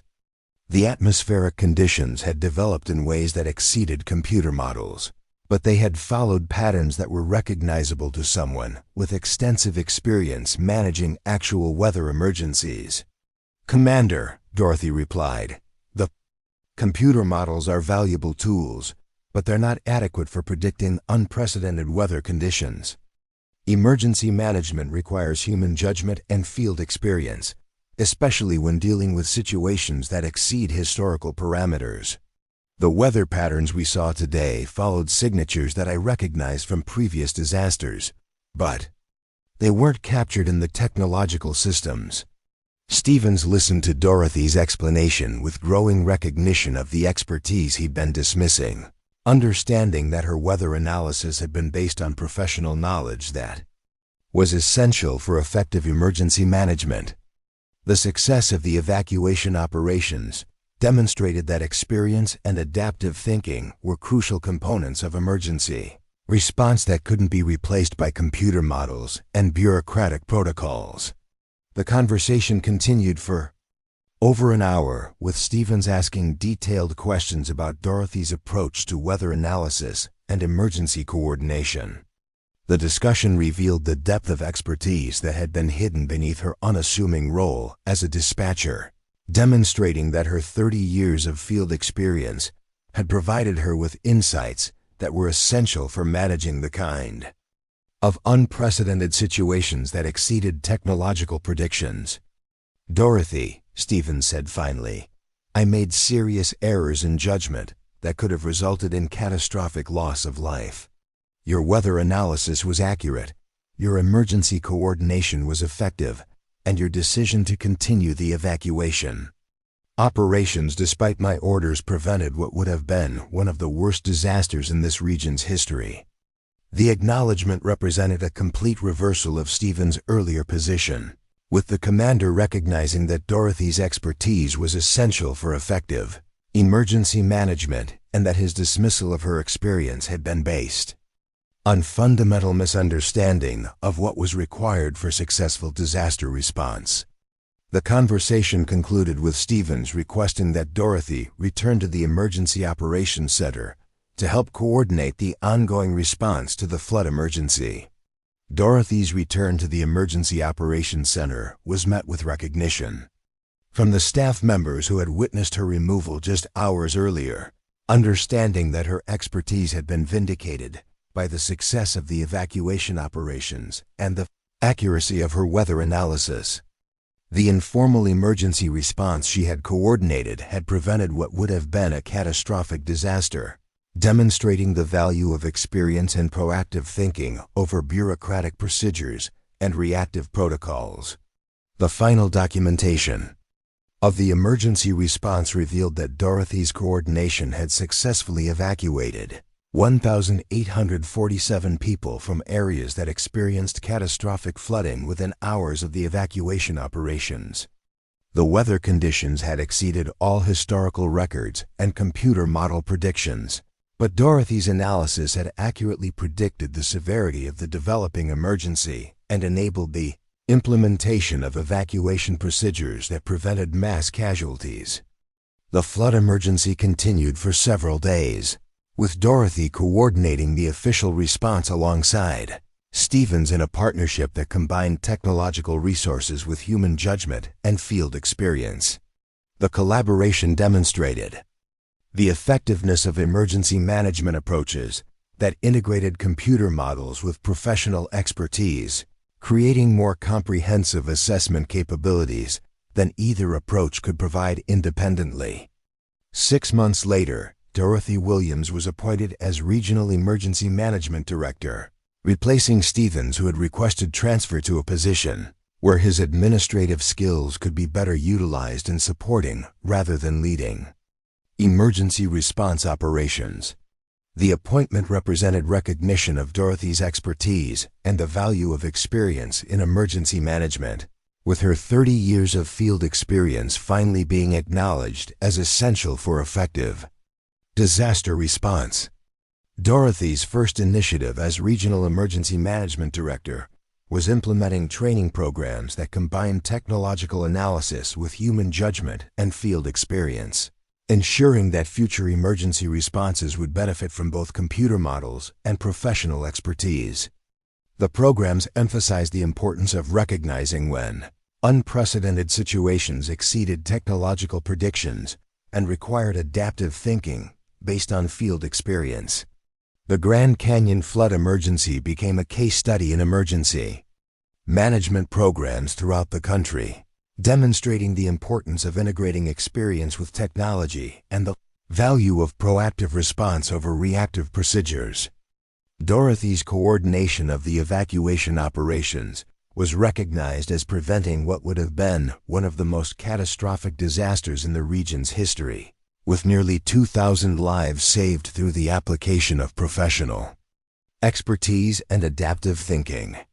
The story of Dorothy Williams became an inspiration for emergency management professionals who understood that effective disaster response required combining technological resources with human judgment and field experience.